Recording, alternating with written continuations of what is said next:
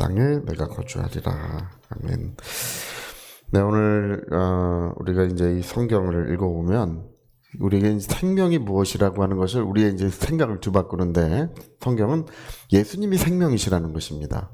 생명은 예수님이시고 저와 여러분은 생명이 아닙니다.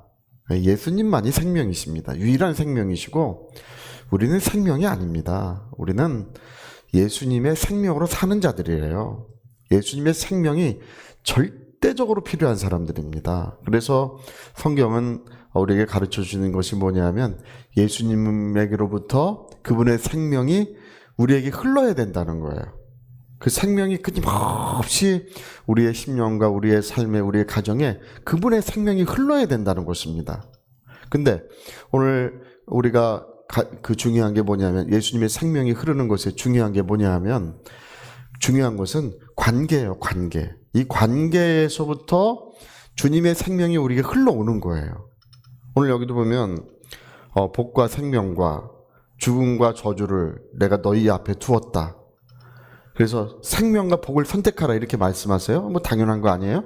뭐 우리가 뭐 죽음과 저주를 선택할 사람 누가 있겠습니까? 뭐 머리가 깨지게 기도하고, 뭐 다리 아프게 기도하고, 항상 허리 아프게 기도하고, 되는 일마다 안 되게 기도하고, 씨를 심어도 열매가 나지 않게, 그렇게 기도하는 사람은 아무도 없어요.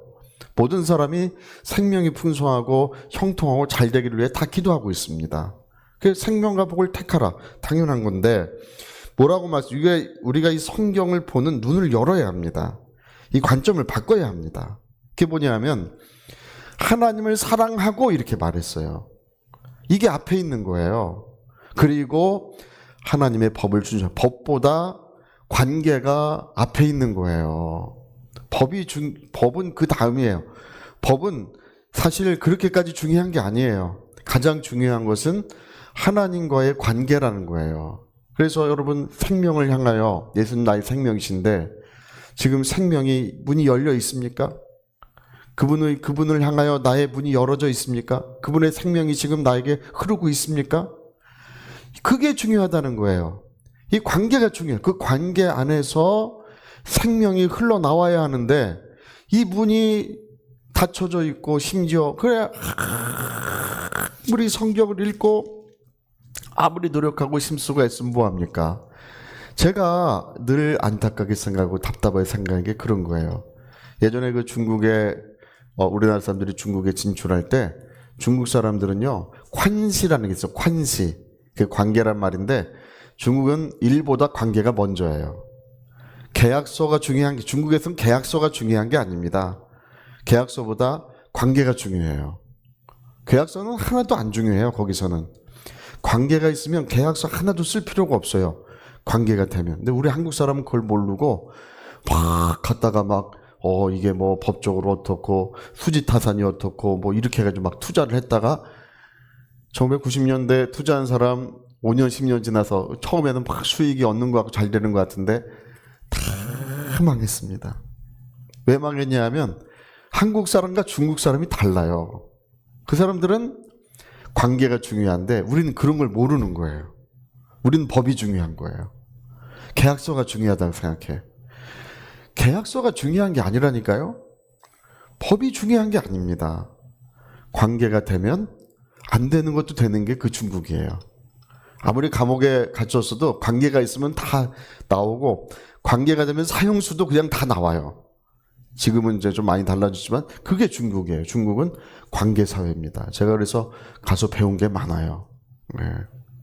여러분, 우리가 성경을 보는 어떤 관점을 바꿔야 합니다. 지금 생명 되신 예수님께 문이 열어져 있지 않은데 뭘 한들 되겠느냐 이거예요.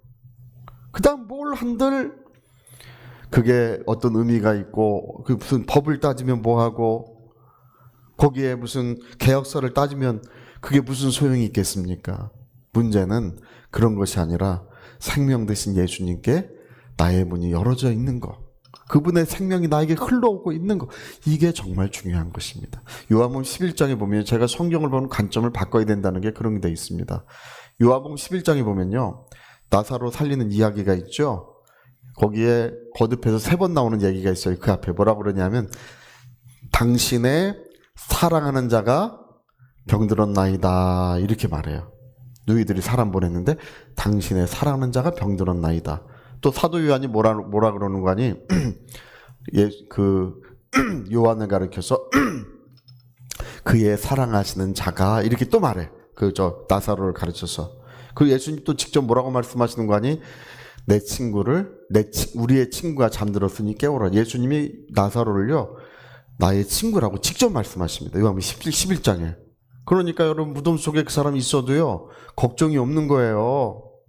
그 사람 사망이 그 사람 두르고 있고 고통의 물결이 그를 뒤덮어도 걱정이 없는 거예요. 왜 걱정이 없는지 아십니까? 그의 사랑하시는 자이기 때문에 걱정이 없는 거예요. 그게 앞에 3번이나 기록되어 있어요. 똑같은 말이 3번 나옵니다. 당신의 사랑하는 자가 병들었나이다. 예? 또 주께서 그를 사랑하시더니 이렇게 돼 있고 우리 친구 나사로가 잠들었다. 이 3번이나 나와요. 그러니까 주님의 발걸음이 그곳을 향하고 주님의 음성이 그를 다시 살리시는 것입니다. 그 생명을 향하여 이 사람이 지금 문이 열어져 있기 때문에 그분의 생명이 언제든지 흘러날 수 있다는 것입니다. 근데 오늘 사람들은 너무 교만해. 너무 교만해요. 지나치게 교만합니다. 그러니까 생명의 문이 닫혀 있어도 자기만 모르는 거예요. 그래서 저는 제가 회개하는 게요. 저는 정말 진심으로 회개합니다. 정말 두 손을 꼭 쥐고 눈물 뿌려가며 회개하는 것은 주님, 정말 저는 어떤 일이 있어도 우리 옛날에 그 다윗이 그 심상을 눈물로 적시며 고백한 것이 무엇입니까? 주님과의 문이 닫히면 안 된다는 거예요. 왕위를 빼앗겨도 좋습니다. 내 모든 걸 다 잃어버려도 좋습니다. 당신의 성령을 내게 거두지 마시라고. 모든 것을 다 가져가셔도 그것만큼은 내게 허락해 주시라고 그렇게 우리 시편 52편인가 기록되어 있지 않습니까? 오늘 여러분 우리가 회개하는 이유는 생명 대신 예수님께 문을 열기 위해서 회개하는 것입니다. 그게 무엇보다 가장 중요하다. 이게 성경이 이야기야. 그래서 여러분 하나님이 사랑하시는 자는 누가 어찌할 수 없어요. 하나님이 사랑하시는 자는 세상을 이기고 모든 것에 승리합니다. 근데 오늘 많은 사람들이 그런 것에 눈을 감고 있고 귀를 닫고 있고 자꾸 그냥 이상한 이야기만 자꾸 하니까 보다가 제가 하나님 말씀을 평생 전합니다. 아주 고등학생 때부터 지금까지 성경을 말씀을 전해보지 않은 것은 딱 6개월밖에 없어요. 그 6개월만 빼고는 지금까지 거의 매일 하나님 말씀을 전하며 살아왔습니다. 고등학교 때부터 거의 그랬습니다. 근데 제 보면 그래요. 이렇게 보면 뭐가 그러냐면 어떤 사람은 그래. 모이기를 패하는 자들의 습관같이 하지 말고 그날이 될수록 더욱 힘써 모입시다. 그리고 어떤 사람은 이래. 목사님이 나를 정죄했대. 언제 모이기를 패하는 자들의 습관같이 하지 말고 그렇게 말했다는 거예요. 제가 그렇게 말했다고 정죄했대. 저는 신경 안 써요. 그 사람 뭐라고 하든 신경 안 써. 그 사람 어떻게 생각하든 어떤 마음 같든 신경 안 써. 주님이 말씀하신 것일 뿐이에요. 그냥 그 사람은 마음이 한없이 높아져가지고 그렇게 한다. 주님이 말씀하셔도 귀를 닫고 아무것도 인정하지 않습니다. 성령도 인정하지 않는 거예요. 그런 태도를 취하기 때문에 이제 문이 닫혀 있는 것입니다. 여러분 오늘 우리는 참으로 회개해야 합니다. 진심으로 회개해야 합니다. 생명 되신 예수님께 문이 열어져야 합니다. 그러면 그의 사랑하시는 자, 그가 기뻐하시는 자는 하나님께서 무한 책임을 져주시는 것입니다. 그래서 여러분 오늘 우리가 읽은 말씀 당연하잖아요. 생명과 너는 복을 선택하라. 하나님과 그런 관계를 우선하라. 그것이 가장 중요한 것이라고 말씀하고 계시는 것입니다. 모세가요, 다른 사람 다 이방 여자랑 결혼 못하게 했어요. 모세가 하나님 말씀 전해서 이방 여자랑 결혼하고 그러면 막 돌로 쳐 죽였습니다. 근데 모세가 이방 여자랑 결혼했어요. 나중에 구스 여자랑 가나안 여자랑 결혼했습니다. 그러니까 얼마나 반발이 심했겠어요. 다 비난하고 막 욕하고, 심지어 아론과 그 누이 미디안까지 와가지고 막 모세를 대적했습니다. 근데 여러분, 성경에 뭐라고 하시잖아요.